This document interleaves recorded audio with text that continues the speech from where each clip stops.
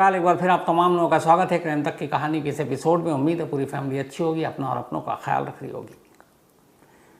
गुजरात का दो परिवार लंदन में रहा करता था। गुजराती फैमिली थी और एक उनके जानने वाला परिवार। एक हिंदू फैमिली थी, एक क्रिश्चियन फैमिली। वहीं उनके सेटल थे, सब कुछ वहीं रहते थे, वहीं कारोबार बिजनेस। तो उन दोनों परिवारों के बच्चे लंदन में ही अलग अलग कॉलेज में पढ़ा करते थे, यूनिवर्सिटी में। उनमें से एक लड़की थी जिसका नाम था जेसिका और एक लड़का था दूसरे परिवार का जिसका नाम था मितेश पटेल। तो ये दोनों एक यूनिवर्सिटी में फार्मास्यूटिकल्स की पढ़ाई कर रहे थे, मेडिसिन, दवाओं, इससे जुड़ी हुई जो पढ़ाई होती है। बात 2009 की है। यूनिवर्सिटी में पढ़ने के दौरान मितेश और जेसिका एक दूसरे से प्यार करने लगते हैं, क्योंकि दोनों अच्छे परिवार से थे, पढ़ाई लिखाई ठीक ठाक थी। तो पहले कुछ दिन दोनों ने एक दूसरे को डेट किया, एक दूसरे को समझा। इस दौरान में मितेश जेसिका को महंगे महंगे तोहफे देता और उसका बहुत ख्याल रखता, बहुत केयर करता।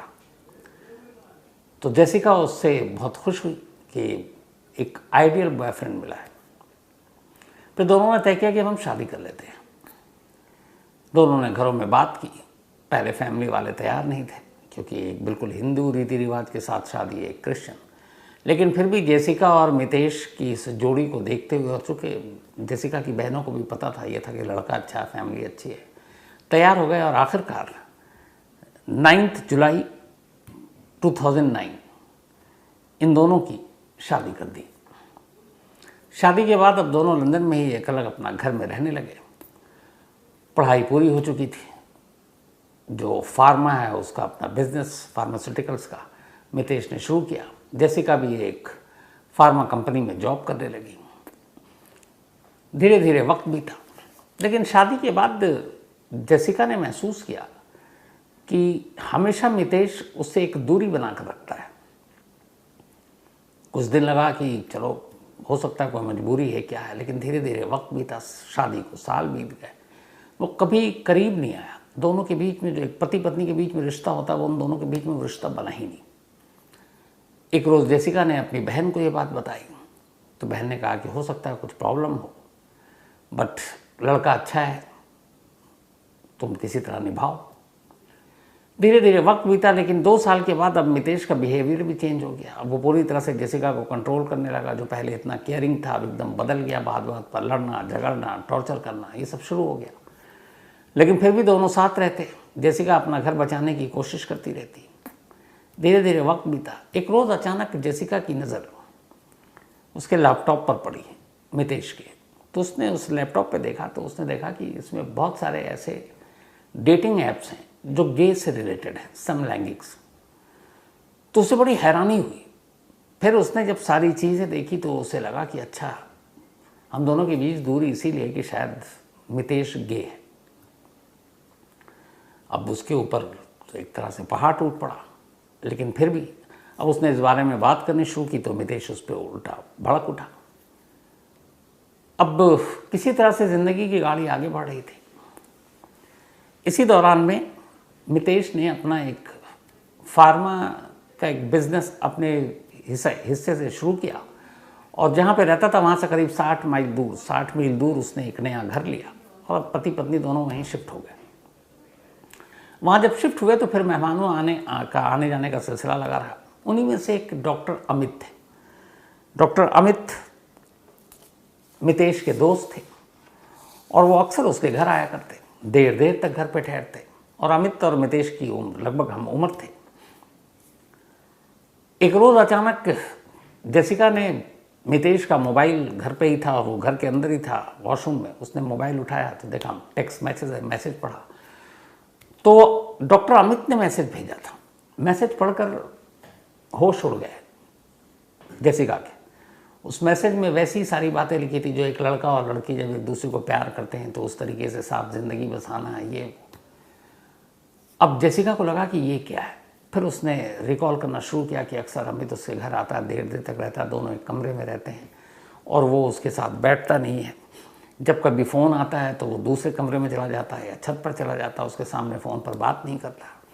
टेक्स्ट मैसेज उसने वैसे ही देख रखे थे, डेटिंग ऐप उसने वैसे ही देख रखे थे। अब ये सारी चीज़ें मिलाकर धीरे धीरे इतना बढ़ गया कि अब दोनों में भयानक झगड़ा होना शुरू हो गया।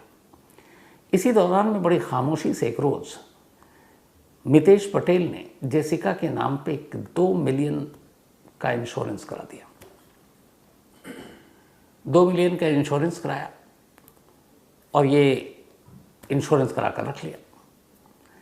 उधर अमित के साथ उसकी बातचीत जारी थी, घर में झगड़ा बढ़ रहा था। लेकिन 2016 में अचानक डॉक्टर अमित को कोई जॉब मिला और वो लंदन से ऑस्ट्रेलिया चला गया। अब जब ऑस्ट्रेलिया गया तो वो बड़े, मितेश अमित दोनों बड़े उदास, बिल्कुल एकदम एक गर्लफ्रेंड और बॉयफ्रेंड जैसे कि बिछड़ रहे हैं, जुदाई का वक्त है। लेकिन वो चला गया। अब ये हुआ कि अब मुलाकात तो नहीं होती, लेकिन दोनों घंटों फ़ोन पे लगे रहते हैं, टेक्स्ट मैसेज पे लगे रहते हैं, व्हाट्सएप पे लगे रहते हैं। और ये सारी चीज़ें जेसिका को पसंद, मतलब मालूम थी।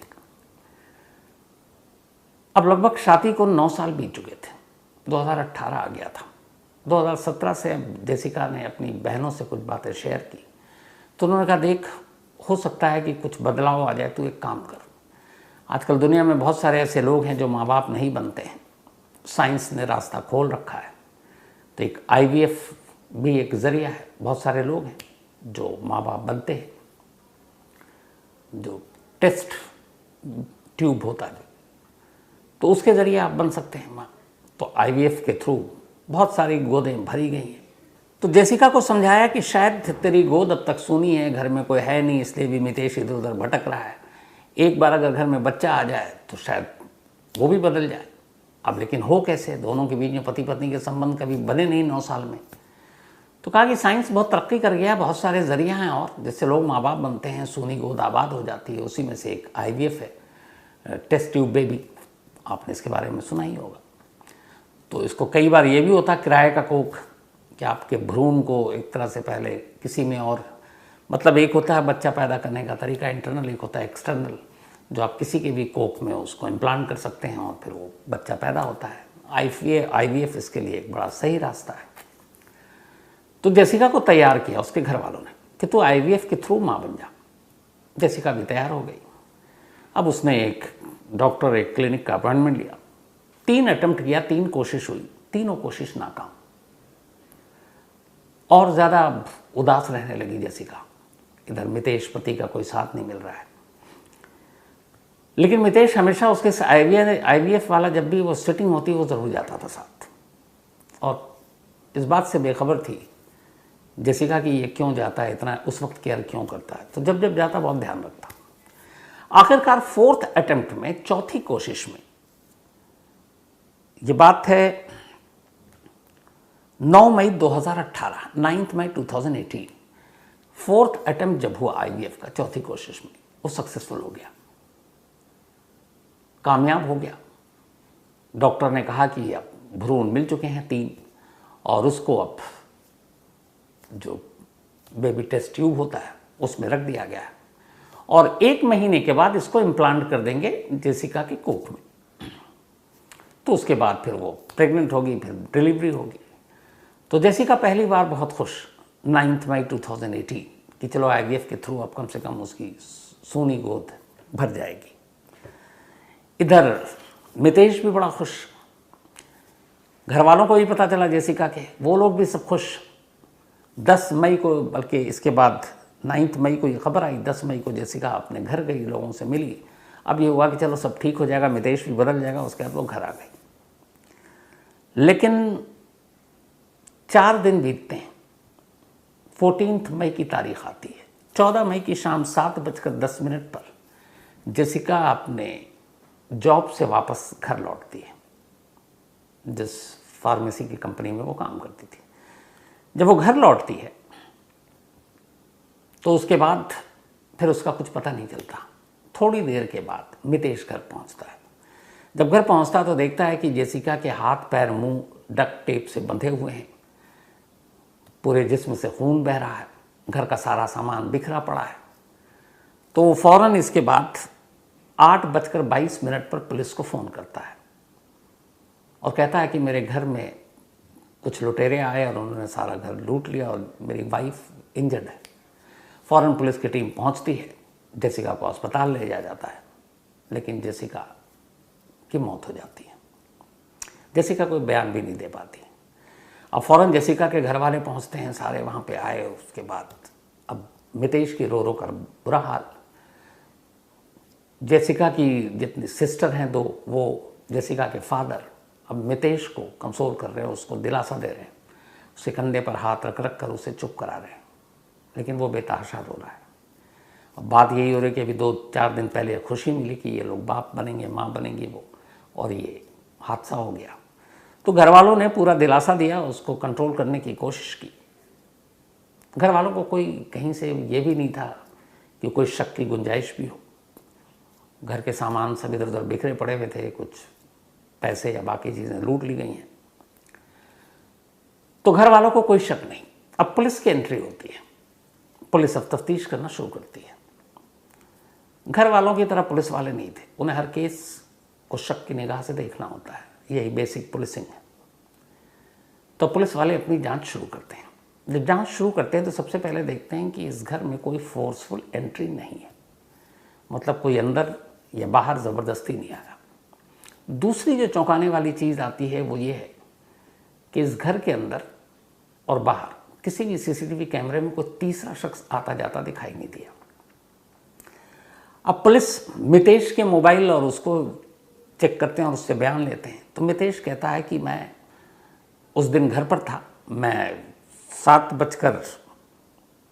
बजे के आसपास ही घर पहुंच चुका था। मेरे कुछ देर के बाद जेसिका घर पहुंची, उसने कहा मुझे पिज़्ज़ा खाना है। मैं उसके बाद पिज़्ज़ा हाउस निकल गया घर से वहाँ जाकर पिज़्ज़ा का ऑर्डर दिया। फिर मैंने जेसिका को टेक्स्ट किया कि तुम्हारा ऑर्डर लेकर आ रहा हूँ, और वो सही कह रहा था, उसने टेक्स्ट भी किया था उसी टाइम पे। पुलिस ने सीसीटीवी फुटेज देखा उस पिज़्ज़ा हाउस का, वहाँ पे वो मौजूद है, पिज़्ज़ा ले रहा है। लेकिन उस कैमरे में एक अजीब चीज़ दिखी, वो ये कि वो पिज़्ज़ा की डिलीवरी जितनी जल्दी हो जाती है उस दिन बहुत लेट हो रहा है, बल्कि पिज़्ज़ा रखा हुआ है, वो उठा नहीं रहा, घर जा नहीं रहा और गप्पे मार रहा है, टाइम पास कर रहा है एक तरह से। पुलिस वालों को लगा कि इतना फालतू टाइम किसके पास होता है, इसको पिज़्ज़ा मिल चुका है, लेकर जाए, घर जाएगा, फ़ौरन खाएगा, यहाँ ये वक्त ज़ाया कर रहा है। तो ये टाइमिंग जो थी वो पुलिस वालों को पहला डाउट क्रिएट करती है। सीसीटीवी फुटेज में कोई आना और जाना इन दोनों के अलावा उस घर में किसी की एंट्री नहीं है। अब पुलिस घर की तलाशी लेती है। जब तलाशी लेती है तो चूंकि फार्मेसी का काम था, पुलिस ऊपर के फ्लोर पे जाती है। वहाँ एक डक्ट टेप मिलता है जिसमें से कुछ फटे हुए थे। अब पुलिस ध्यान देती है कि जो जेसिका के मुंह और हाथ पर डक्ट टेप बंधा हुआ था वो उसी डक्ट टेप का हिस्सा था। तो अब इसका मतलब ये हुआ कि ये घर के अंदर के ही किसी शख्स का काम है, क्योंकि बाहर से तो कोई आया नहीं। अब ये सारी चीज़ें जब देखी तो फिर पुलिस ने जो सबसे इम्पोर्टेंट चीज़ थी वो ये था कि अब आजकल आप मोबाइल और हेल्थ ऐप सभी फ़ोन में होता है। वहाँ की पुलिस को एक चीज़ टाइमिंग के हिसाब से जा रहे थे। टाइमिंग ये कि 7:02 के आसपास जेसिका घर आई थी, उसके बाद ये पहुँचता है वहाँ, फिर ये 8:22 पर पुलिस को फ़ोन करता है। तो ये सारी चीज़ों के बीच में करीब करीब 40 मिनट का हेर फेर है। 40 मिनट के बाद पुलिस को फ़ोन किया गया, मतलब 40 मिनट के अंदर सब कुछ हो गया। तो पुलिस ने उस 7:02 से लेकर 7:40 के दरमियान क्या क्या होता है उसके हिसाब से घड़ी मांगी मितेश से, और उस घड़ी को लेकर कुछ और नहीं, वो सीधे गए हेल्थ ऐप में। अब कमाल देखिए, आजकल छोटी छोटी चीज़ें कितनी बड़ी क्राइम को सॉल्व करने में मदद करती हैं। उस हेल्थ ऐप में देखा, हेल्थ ऐप में आपके डेली का जो भी रूटीन होता है, जैसे कल मैं कितना वॉक किया, कितना दौड़ा, कितने देर दौड़ा, कितनी कैलोरी बर्न की, वो सारा डिटेल होता है, और वीकली चार्ट भी आता है। आप डेट के हिसाब से अपना देख सकते हैं, आप सभी देखते होंगे। तो पुलिस ने उस हेल्थ ऐप को खोला, उसकी हिस्ट्री में गए और टाइमिंग देखी, डेट 14 मई 2018, 7 to 7:40। जब देखा तो अचानक बीच में पुलिस ने देखा कि करीब 10 मिनट तक उस हेल्थ ऐप में ये दिखा रहा है कि इसकी धड़कनें बहुत तेज़ थीं, और ये तेज़ी से सीढ़ियों से ऊपर नीचे और जा रहा था, क्योंकि आपका जो वो होता है मूवमेंट हेल्थ ऐप के ज़रिए कि आप कितना तेज़ भाग रहे हो, स्लो भाग रहे हो, सीढ़ियाँ चढ़ रहे हो, स्टेप कितनी है, तो सारी चीज़ें होती हैं। तो उसमें यह था कि ये लगातार ऊपर नीचे दौड़ रहा है। अब घर के अंदर कोई शख्स क्यों दौड़ेगा? या घर के अंदर सीढ़ियों पे सिर्फ या तो एक्सरसाइज बाकी करे, बाकी का पिछला कोई चार्ट नहीं है, ऐसा कोई हिस्ट्री नहीं है। लेकिन उस दिन का जिस दिन ये मर्डर हुआ, उन 40 मिनटों में 10 मिनट घर के अंदर उसके दौड़ने की हेल्थ ऐप रिकॉर्ड दिखा रहा है, डेटा दिखा रहा है। अब डक्ट टेप ऊपर था, ऊपर के सामान भी ये सारी चीज़ें तहस नहस की गई थी, फिर ये नीचे लाश नीचे थी, तो कई बार ऊपर आना जाना हुआ होगा, और उसी आने जाने के दौरान उसके सारे जो पल्स और ये सारी रेट और सारी चीज़ें उसके हेल्थ ऐप में रिकॉर्ड हो गई। इसको जब पुलिस ने देखा, उसके बाद सीधे कत्ल के तीसरे दिन 14 मई को ये कत्ल हुआ, 17 मई को जब CCTV footage, no entry, forceful entry कोई थी नहीं, बाहर से कोई आया नहीं, पिज़्ज़ा शॉप पे वक्त बर्बाद करना, और सबसे बड़ा सबूत हेल्थ ऐप, उन 10 मिनटों में इसके धड़कनों की रफ्तार जो दौड़ रही थी, भाग रही थी, इन सबूतों को सामने रखकर पुलिस ने मितेश को अपनी ही बीवी जेसिका के कत्ल के इल्ज़ाम में गिरफ्तार कर लिया। जब गिरफ्तार किया और जेसिका की फैमिली को ये बात पता चला तो उन्हें यकीन ही नहीं हुआ। वो सोच भी नहीं सकते थे कि मितेश ऐसा कर सकता है। लेकिन अब सवाल ये था कि आखिर मितेश ने जेसिका का कत्ल क्यों किया, जिसके साथ कॉलेज में उसका इश्क शुरू हुआ, जिसके साथ उसने जबरन शादी की, 9 साल बीत गए, ठीक है झगड़े वगड़े हुए, लेकिन एक छत के नीचे दोनों रहते थे। तो वजह क्या थी जो उसने शादी की? फिर ये कहानी सामने आई कोर्ट में। भैया बहुत ही अजीब वजह 2 थी। पहली, पैसे से भी ऊपर। जब डॉक्टर अमित मितेश की ज़िंदगी में आया तो इन दोनों ने तय किया कि अब हम दोनों एक साथ रहेंगे और हम अपना परिवार बनाएंगे। 2 गए हैं तो बच्चे तो हो नहीं सकते हैं, लेकिन इनका ये था कि बहुत सारे यूरोप और बाकी देशों में तो आपको पता ही है, लड़के एक दूसरे से शादी कर लें या लड़की एक साथ रहें, उसको कानूनी मान्यता मिली हुई है, अपने देश में नहीं है। तो उन दोनों का था कि डॉक्टर अमित और मितेश ये दोनों साथ रहेंगे। और चूंकि अब ऑस्ट्रेलिया शिफ्ट हो गया था डॉक्टर अमित, तो ऑस्ट्रेलिया में ये दोनों अपनी बाकी की ज़िंदगी गुजारेंगे। उसके लिए 2 चीज़ें थी, एक तो पैसा, तो मितेश ने 2 मिलियन का इंश्योरेंस कराया अपनी वाइफ जेसिका का, मौत के बाद वो पैसे उसे ही मिलने थे। दूसरा, अब फैमिली चलाएंगे तो फैमिली कैसे होगी? तो पहली बार इनडायरेक्टली जो आइडिया आईवीएफ का दिया था वो मितेश का ही था। उसने कहा कि चलो हम आईवीएफ के थ्रू माँ बाप बनते हैं। उसके बाद वो क्लिनिक गए, 3 बार नाकाम, चौथी बार में जब सक्सेसफुल हो गया, 9th को ये सक्सेसफुल हुआ, 10th को वो घर गई और उसके ठीक 4 दिन के बाद मितेश ने मार डाला। अब आईवीएफ का जेसिका के कत्ल से क्या लेना देना? तो प्लानिंग ये थी कि जेसिका की मौत के बाद चूंकि ये सक्सेसफुल हो गया तो टेस्ट ट्यूब बेबी जो है वो एक ट्यूब में ही होता है, 1 महीने के बाद उसको इम्प्लांट करना था किसी कोख में, मतलब जेसिका के कोख में। और उस टेस्ट ट्यूब बेबी या उस आईवीएफ या उस भ्रूण का मालिक कौन? पेरेंट्स होगा, या तो जेसिका या मितेश। जेसिका इस दुनिया में है नहीं, बचा मितेश। तब उसका क्या करेगा ये मितेश तय करेगा। मितेश और अमित ने यह तय किया था कि जैसे ही ये आईवीएफ कामयाब हो जाए और जब इम्प्लांट करने का डेट आए महीने भर, तो उसी दौरान ये दोनों निकल लेंगे।